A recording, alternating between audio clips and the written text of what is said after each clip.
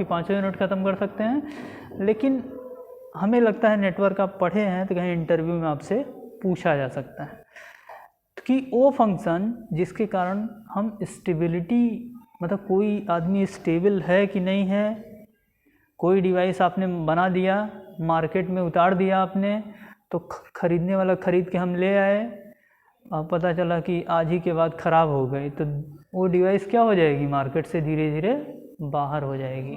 बाहर हो जाएगी कि नहीं? तो हम इंजीनियर क्या करते हैं, कोई भी डिवाइस बनाते हैं, आइदर भी फ्रिज, मतलब हम इंजीनियर तो फ्रिज नहीं बनाते हैं, हम लोग तो चिप लेवल पे डिज़ाइन करते हैं। तो जो बेसिक 15 वोल्ट पे ऑपरेट करता है, लाइक मोबाइल देख रहे हो ना, मोबाइल की पूरी टर्मिनोलॉजी, यहाँ से सिग्नल देखो रेडिएट हो रहा है, आसमान से जा रहा है, किस टावर से टकराएगा, आपके मोबाइल को कैसे सर्च करेगा, ये सारी चीज़ें हम लोगों ने बनाया है कि कैसे सिग्नल ट्रेवल कर रहा है। तो हम लोग क्या बात कर रहे थे, आप लोग क्लास में है ना? हाँ, तो क्या बात कर रहे थे? Standard signal. तो ये सब डिवाइस आने के पहले इनको टेस्ट होता है, इनका क्वालिटी टेस्ट कहें या स्टेबिलिटी टेस्ट कहें, कि आपकी डिवाइस हर पैरामीटर पे स्टेबल है कि नहीं। और उसको चेक करने के लिए हम वही स्टैंडर्ड सिग्नल इसके इनपुट में लगाते हैं। क्या लगाते हैं? यही स्टैंडर्ड सिग्नल जो हम बात करने जा रहे हैं, इसी 3-4 सिग्नल हैं, इसी को हम लोग उसके इनपुट में लगा के उसकी स्टेबिलिटी चेक कर लेते हैं। अगर इन इनपुट के लिए आपका सिग्नल स्टेबल है तो हम कहते हैं आपका सिस्टम स्टेबल होगा। इसको जम्मू कश्मीर में बेचिए या इलाहाबाद में बेचिए या नैनी या करछना में, कहीं बेचिए, आपका सिस्टम का जो परफॉर्मेंस होगा वो सारे पैरामीटर पे QC पास कर गया है। तो ऐसे सिग्नल को हम लोग नेटवर्क क्यों पढ़ रहे हैं? नेटवर्क क्यों पढ़ रहे हैं? क्योंकि ये जो मोबाइल है ना, इसकी मॉडलिंग करते हैं हम लोग इस कंपोनेंट के टर्म में। मतलब अब कोई वोल्टेज करंट कैलकुलेट करना है किसी पॉइंट पे, तो हम लोग नहीं कर सकते हैं क्योंकि चिप लेवल डिज़ाइन। तो हम इस मोबाइल की मॉडलिंग करते हैं इन पैसिव एलिमेंट के टर्म में, कि कितने वोल्टेज का सोर्स है। कुछ थ्योरम्स आप में 3rd यूनिट में है, 4th यूनिट में, कि बिना देख के मोबाइल के अंदर इसका इक्विवेलेंट वोल्टेज और रेजिस्टेंस के टर्म में रिप्लेस कर देंगे पूरा मोबाइल का। जो पूरा मोबाइल काम कर रहा है वही एक वोल्टेज सोर्स, एक रेजिस्टेंस काम करेगा। मतलब एक तरह से जादू नेटवर्क, बाद में नाम लेंगे, थेवेनिन थ्योरम उसको बोलते हैं, नॉर्टन, वो तो बाद में पढ़ाएंगे हम। तो वो सब बिना देखे अंदर की डिवाइस के बारे में एनालिसिस कर लेते थे। तो हम लोग के लिए जो ये इनपुट वोल्टेज सोर्स लगा रहे हैं नेटवर्क में, वोल्टेज सोर्स लगा रहे हैं या करंट सोर्स लगा रहे हैं, तो इन सोर्स की कैरेक्टरिस्टिक क्या है, इसके जगह पे हम क्या लगा के लेबोरेटरी में टेस्ट करते हैं किसी भी सिस्टम की स्टेबिलिटी को, उसको बोलते हैं स्टैंडर्ड फंक्शन या स्टैंडर्ड सिग्नल। तो उसको हम लोग को जानना चाहिए, क्योंकि नेटवर्क कहेगा, कोई कंट्रोल पढ़ाएगा किसी सेमेस्टर में आपको, तो कहेगा नेटवर्क पढ़ाया गया है, कोई नेटवर्क पढ़ा रहेगा, कहेगा कि आप पढ़ चुके हैं, तो वो छूट जाता है बच्चों का। तो इसलिए हम आपको पढ़ा रहे हैं। क्या पढ़ा रहे हैं? स्टैंडर्ड सिग्नल, हेडिंग दे स्टैंडर्ड सिग्नल्स। क्यों इम्पोर्टेंट है जानते, समझ गए कि नहीं? इसी से सब कुछ चेक होता है। टाइम कितना हो गया? हाँ बोलो, 3:35। अभी टाइम है 10-15 मिनट ना, इतने में तो उड़ जाएगा। तो अब हेडिंग डालो स्टैंडर्ड सिग्नल्स।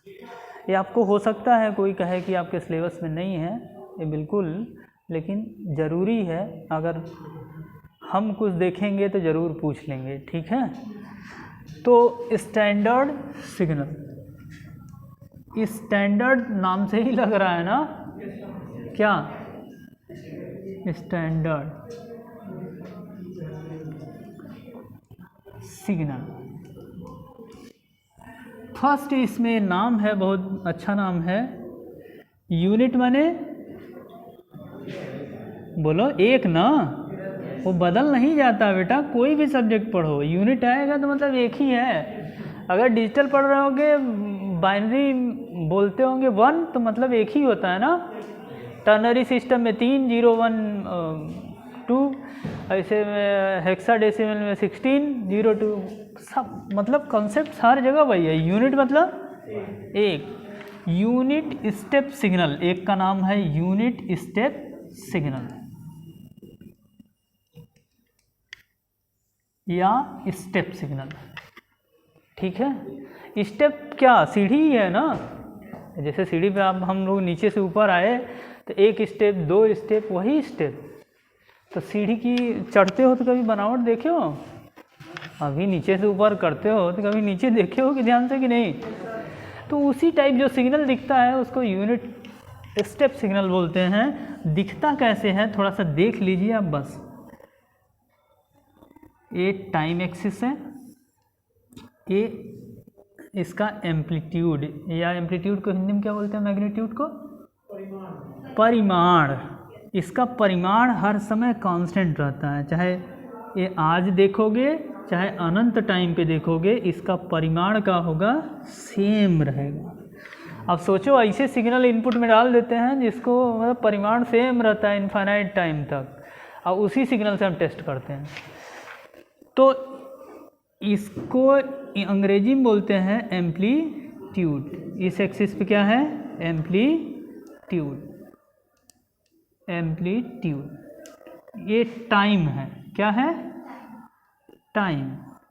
अब बेटा देखो ऐसा सिग्नल दिख जाएगा तो पहचान लोगे ना यूनिट स्टेप सिग्नल। कभी आपको काम करने का मौका मिलेगा प्राइवेट कंपनियों में जहाँ मैन्युफैक्चरिंग हो रही है, ये सारे सिग्नल आपको टेस्ट करने पड़ेंगे। तो इस पे देखो एम्पलीट्यूड क्या लिखा है, यूनिट, तो हम ए लिख दे रहे हैं, इसका परिमाण कितना है, ए। और इसको मैथमेटिकली कैसे डिनोट करते हैं, यू टी लिखते हैं। क्या लिखते हैं, यूनिट का यू है ना, तो यहीं लिख दें कि यहाँ लिख दें, कहीं भी लिख दें।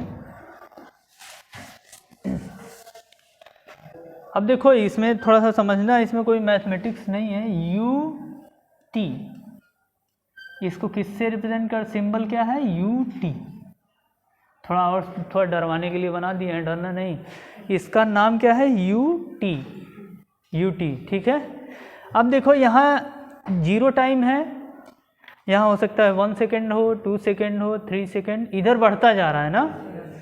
तो ध्यान से देखना, 0 या 0 से ज़्यादा के लिए इसका परिमाण कितना है, ए है, कांस्टेंट है। ए की वैल्यू 2 भी हो सकती है, 3 भी, 5 भी, या 10 भी, 12, जो आपकी मर्जी करे, हो सकता है कि नहीं। तो यही लिखना हो, इसका परिमाण ए है जब टाइम टी 0 या 0 से ज़्यादा है। मतलब ये निकल रहा है कि नहीं, देखो टी या तो 0 हो जाए या तो 0 से ज़्यादा हो, तो उसका परिमाण क्या है, ए की वैल्यू अगर 1 रख दोगे तो उसको बोलते हैं यूनिट स्टेप सिग्नल। क्या बोलते हैं, जब परिमाण 1 हो जाता है तो उसको यूनिट स्टेप, अगर परिमाण की वैल्यू कुछ होती है तो उसको स्टेप सिग्नल, ठीक है। यूनिट कब लगेगा, जब परिमाण उसका 1 हो जाए। अदरवाइज 0 से पहले क्या है, सिग्नल 0 है, कुछ नहीं है। क्यों, 0 से पहले कुछ है, तो 0 से पहले 0 है कहा जा सकता है ना। तो अदरवाइज अगर 0 से कम है तो इसकी वैल्यू क्या आ रही है, 0। समझ में आया कि नहीं। अब इसी को मैथ फॉर्म में लिख दिए हैं, ठीक है। ए की वैल्यू, हम हेडिंग डाले हैं यूनिट स्टेप, तो ए की वैल्यू क्या है, 1। ए की वैल्यू क्या है, तो इसको हम लोग बोलते हैं यूनिट स्टेप फंक्शन।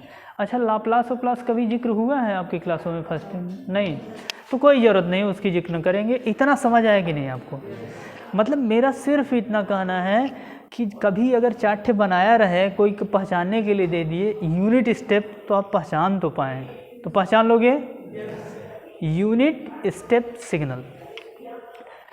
और अब सेकंड है, इसको ये जनरली इसको यूज़ करते हैं लोग स्टेबिलिटी को टेस्ट करने के लिए डिवाइस की। इसको इनपुट में लगाते हैं और इनफाइनाइट टाइम तक चेक कर लेते हैं कि स्टेबल है कि नहीं, अगर है तो है। ठीक। सेकंड है रैंप सिग्नल। क्या? रैंप। रैंप सुने हो कभी? अरे वो वाला रैंप जो चले हो कि नहीं? अरे रैंप नहीं जानते हो तुम लोग? हाँ मतलब रैंप पे चलना यार, वो बॉलीवुड में बहुत चलते हैं कि रैंप पे चल रहे हैं, फिसल के गिर गई। नहीं, ये नहीं देखा है, नहीं देखे हो? अरे रैंप पे हम तो नहीं चल पाते हैं लेकिन अरे लड़कियां जब स्टेज पे चलती हैं तो कहते हैं रैंप पे चल रही हैं, नंबरिंग करते हैं। अरे वो मत जानो। ठीक है, ठीक है, बस हेडिंग डालो रैंप। और रैंप मतलब कुछ तिरछा टाइप से चलना। हेडिंग डालो ramp signal. Ramp, ramp signal. और रैंप सिग्नल में कैसा दिखता है, बस यही वाई एक्सिस पे क्या है? एम्पलीट्यूड मतलब परिमाण, वाई एक्सिस पे, एक्स एक्सिस पे टाइम है, वाई एक्सिस पे एम्पलीट्यूड या परिमाण, एम्पलीट्यूड या परिमाण। अब ये दिखता कुछ ऐसे है बेटा, ऐसे अगर दिख रहा है तो इसको रैंप सिग्नल बोलते हैं। क्या? Ramp signal. और रैंप का पहले स्पेलिंग क्या है? आर। तो इसको आर से दिखाते हैं। किससे? R. R, R T, R T. ठीक, इसको रैंप सिग्नल बोलते हैं, आर टी को। अब देखो बेटा, 0 से ज़्यादा तो सीधी लाइन है कि नहीं? सीधी लाइन का कभी इक्वेशन हाई स्कूल में लिखे होगे ना, क्या लिखते हैं? y बराबर x ना? अरे यार बहुत पढ़े हो, y बराबर x ना, वही पढ़े हो ना? तो यहाँ t है, x यह क्या है? तो RT की वैल्यू t कब होगी? जब 0 से ज़्यादा हो, 0 से 0 या 0 से ज़्यादा हो तो RT की वैल्यू क्या आएगी? t। t, t कब? जब t 0 से या 0 से ज़्यादा हो। अदरवाइज इधर तो 0 है सब, t लेस देन पे क्या है मामला? सब 0 0। तो इसको बोलते हैं रैंप सिग्नल। उसकी ज़रूरत नहीं है आपको, कभी पूछ ले कंपटीशन में तो इसलिए बना लिख दे रहे हैं। बाकी ऐसा सिग्नल अगर दिखे तो उसको हम लोग बोलते हैं रैंप। क्या बोलते हैं? पैराबोला देखे हो? पैराबोला एक सिग्नल ऐसा होता है, पैराबोलिक सिग्नल बोलते हैं उसको। क्या बोलते हैं? तो हेडिंग डाल लो पैराबोलिक सिग्नल। बेटा रखे रहो, कोई बच्चा लेके रख रहा है कंटिन्यूअस। क्यों? आपकी क्लास में कौन रख रहा है? आप रख रहे हैं? एब्सेंट है तो अपने पास रख लो, उसी बच्चे को दे देना डेट वाइज। ठीक है। पैराबोलिक सिग्नल, पैराबोलिक नाम से तो समझ में आ रहा है ना कैसा होगा? क्यों? पैराबोलिक की हिंदी क्या होती है? हाँ,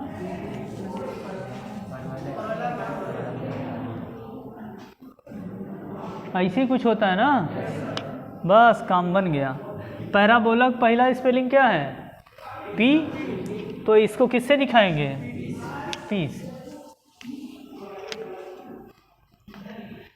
P T is equal to T square by 2। T greater than, parabolic equation है, T greater equal to 0 otherwise 0। ये पैराबोलिक का, ये पैराबोलिक है, इसको पीटी से दिखाते हैं। तो these are all standard signal, unit step या step signal, ramp signal and parabolic signal. All signal applied to the network and test the stability of the network. ठीक है, अब इस वोल्टेज सोर्स के जगह पे हम लोग लगा सकते हैं, इसको भी लगा सकते हैं और बहुत सारी चीज़ें लगा सकते हैं। नेक्स्ट लेक्चर में हम लोग नेटवर्क में करंट फ्लो करेंगे और किसी भी ब्रांच में कितना करंट है, कितना वोल्टेज है, कौन कौन से नियम हैं, उससे कैसे कैलकुलेट करें, वो सारे चीज़ें हम लोग देखेंगे। तो किरचॉफ साहब ने क्या क्या योगदान किया है वो सारी चीज़ें देखेंगे। रिकॉर्डिंग बंद कर दो। Thank you.